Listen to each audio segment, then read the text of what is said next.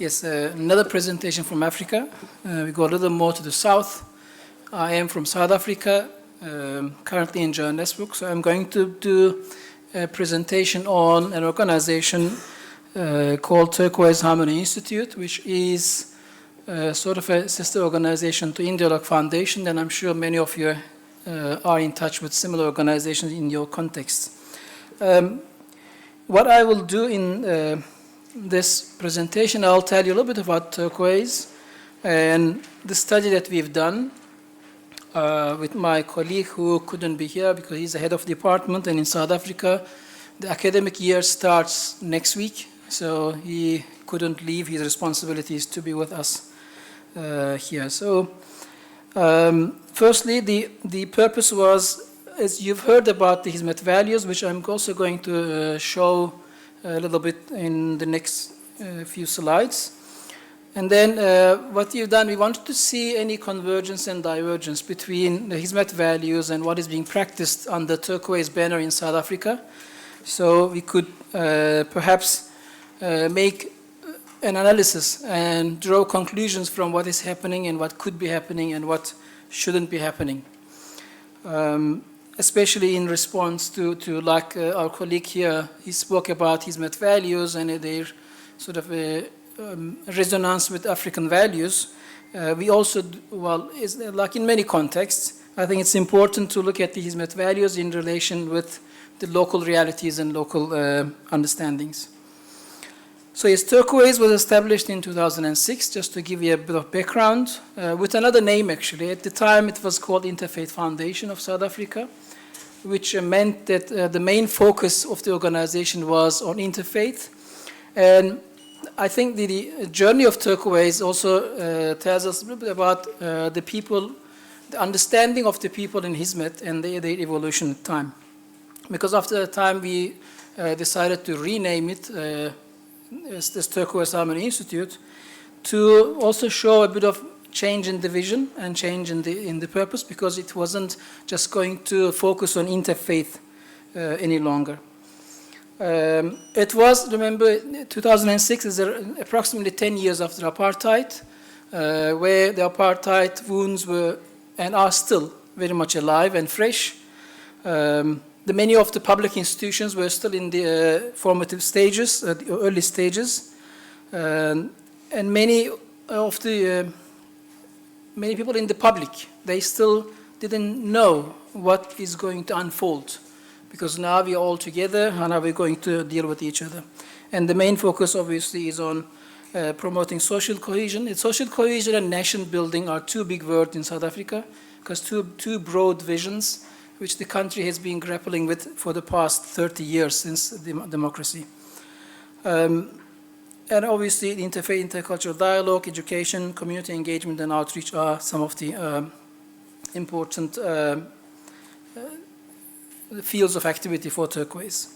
The Hizmet values, I'm sure many of you know the history, but Hizmet for a long time has operated through Fethullah Gülen's talks and writings.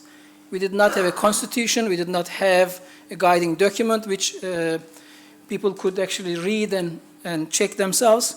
But luckily, in 2001, I think, the Alliance for Shared Values, I know there are many people who are a lot more qualified to talk about this, but just to put everything in context, they came up with a document which reminded us the values that should be guiding Hizmet activities and thinking and actions of the volunteers of Hizmet.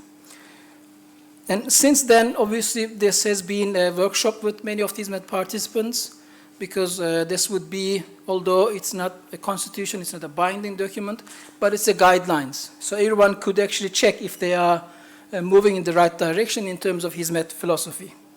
And these are, as you've seen in a number of other presentations, it is respect for human rights and fundamental human rights, the rule of law in our local context, peaceful and positive action. This is obviously one of the most important concepts in Fethullah Gülen's thinking as well.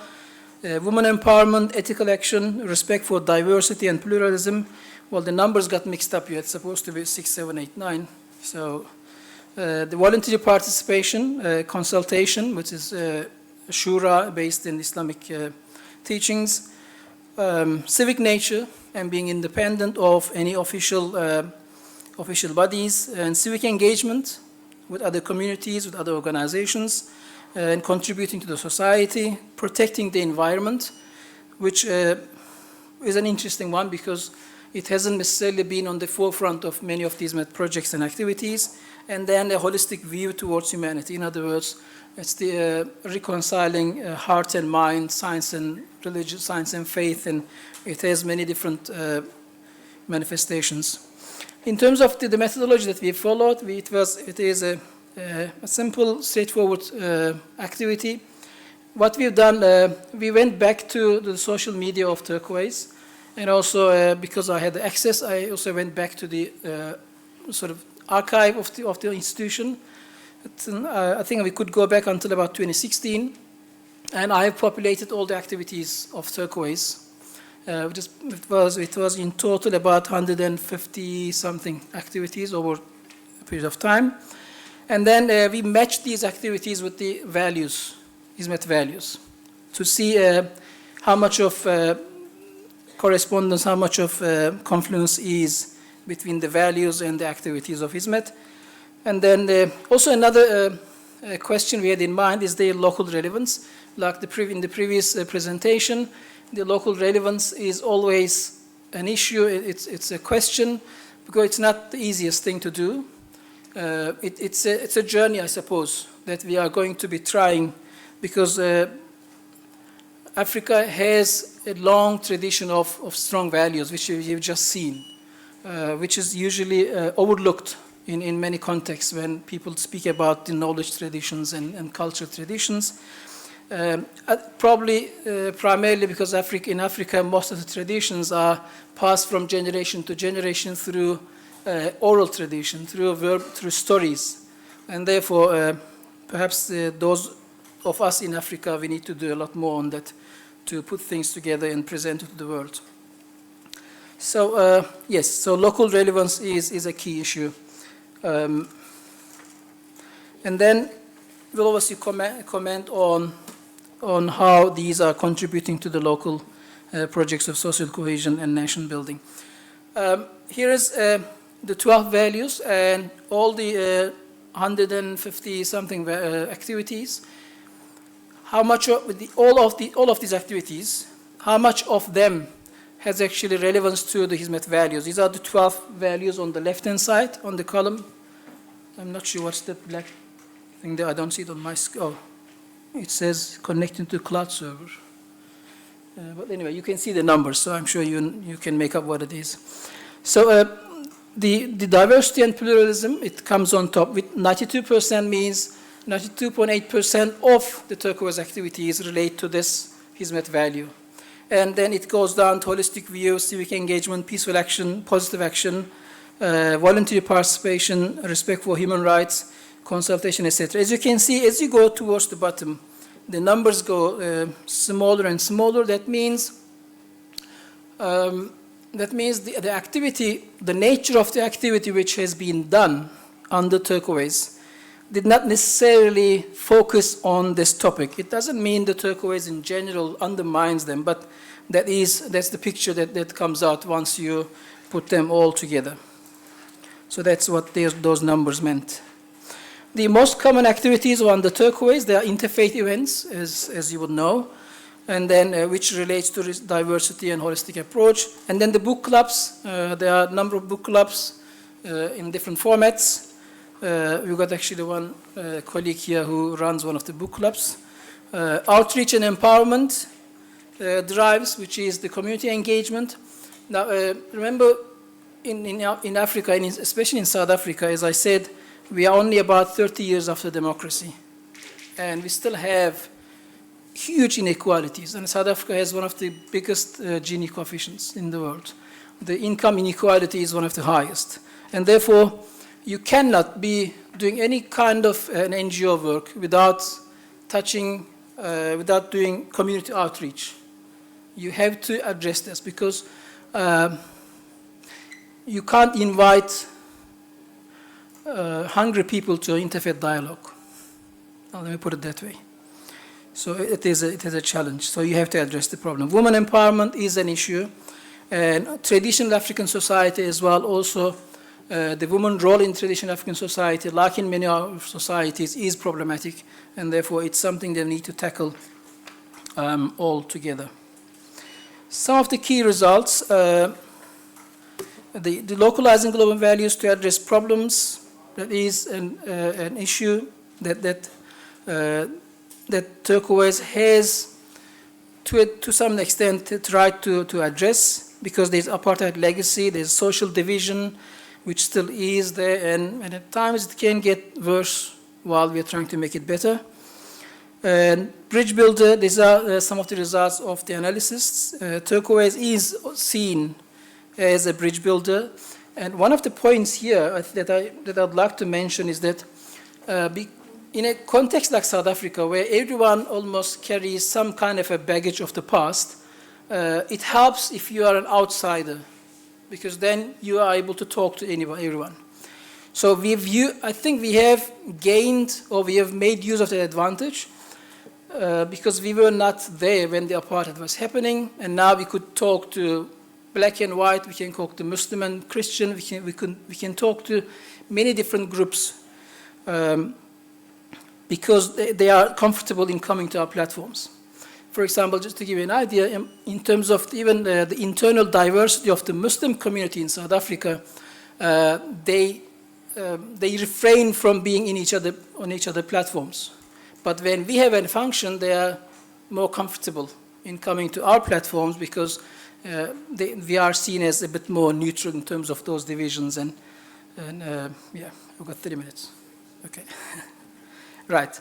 And then, let me just try and speed up.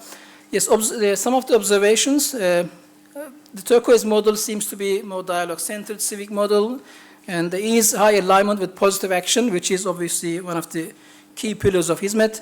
Contextual localization of Hizmet, to some degree it is happening, but there's still the road to be covered. Imbalance of distribution of emphasis on the values, as you've seen, that is something that should be taken into consideration. Risks, creating a dialogue elite, which I'll talk about it in the next slide. And then, the next ones Some of the other observations, these are a bit more critical ones.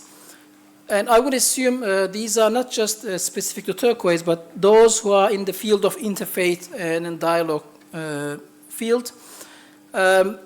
In some cases, you get criticized for creating a sort of a dialogue elite, because in most platforms you face the danger of preaching to the converted, because you do have a sort of a group of people who are very passionate about interfaith, but then outside there are huge problems, and therefore, so you're not maybe addressing those socioeconomic disparities and injustices.